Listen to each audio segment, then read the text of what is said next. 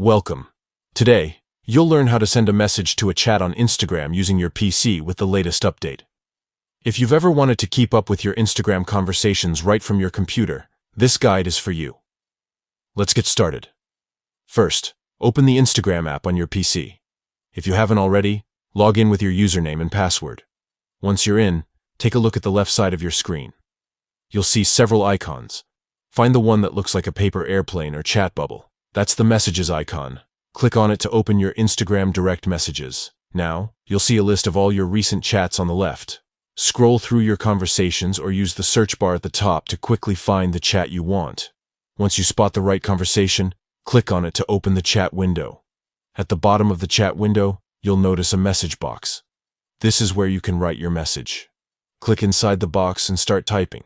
Whether it's a quick hello or a longer reply, you can say whatever you need. Take your time to craft your message just the way you want it. When you're ready to send your message, look for the send button. It's usually represented by an arrow pointing to the right next to the message box. Click send, and your message will be delivered instantly to the recipient, just like it would be on your phone. That's all it takes. With this new update, sending messages on Instagram from your PC is quick and straightforward. You no longer need to switch between devices.